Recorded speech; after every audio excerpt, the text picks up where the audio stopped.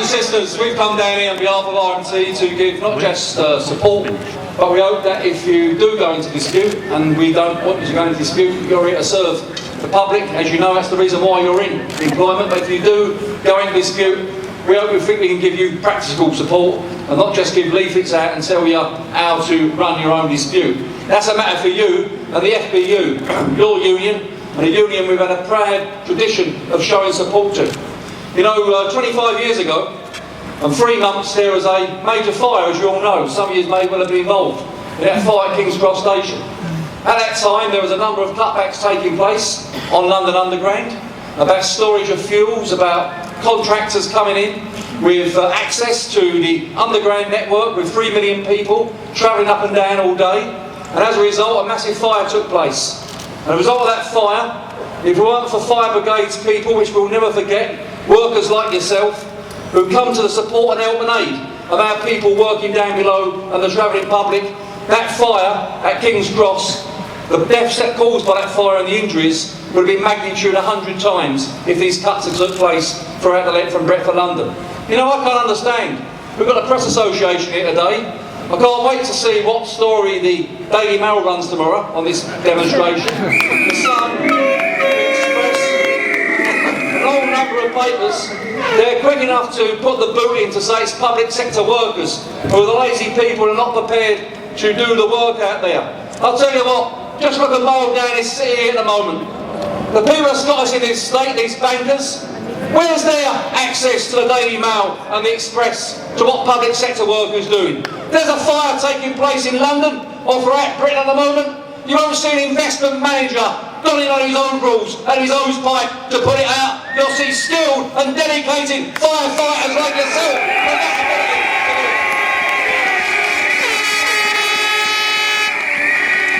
And you know, brothers and sisters, fairly sense these people at a time of people losing their jobs.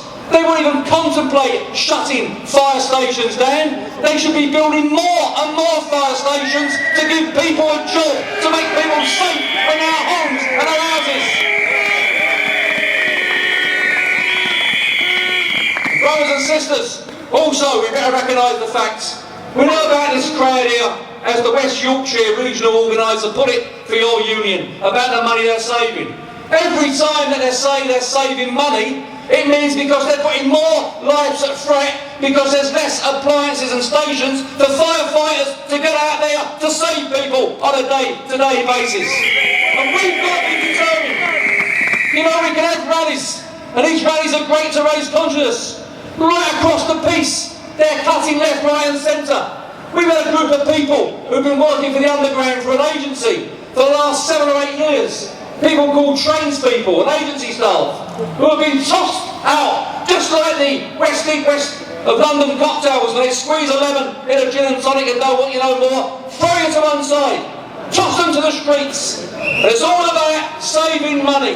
They call it austerity. It's not about austerity. It's about screwing your pay, screwing your conditionings and lowering the services of those people that require upon them. If you're an investment banker and you do well, you're given a bottle of Magnum champagne and given a holiday somewhere abroad. But if you're a public sector worker demonstrating that you want to save people's lives, they put a pay freeze on for you 2 years and cut your pensions and cut your jobs.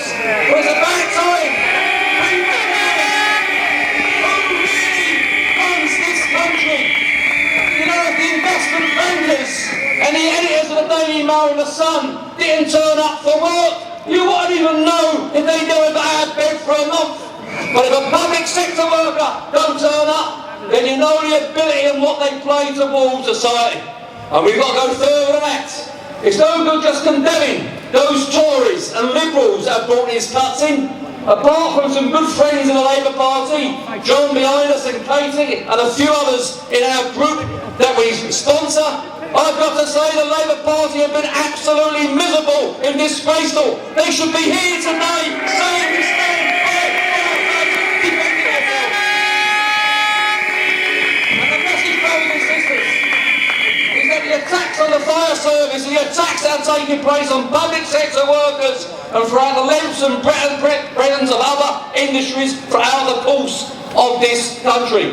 Do you know from next July, this July coming, when you get sacked and you want to go to a tribunal, your union or you's got to find £1,400 just to get to the tribunal to defend yourself. That's about paying solicitors' bills. That's what this crowd are bringing in from July.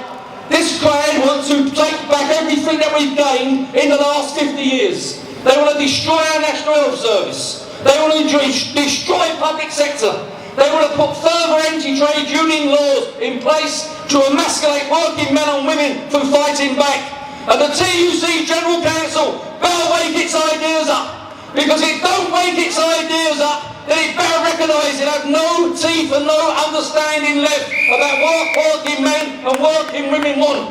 The call last year was to look at the practicalities and possibilities of a general strike. It's no good us keep on praising the Spaniards, the Italians and the Irish and the Greeks for defending ourselves. It's about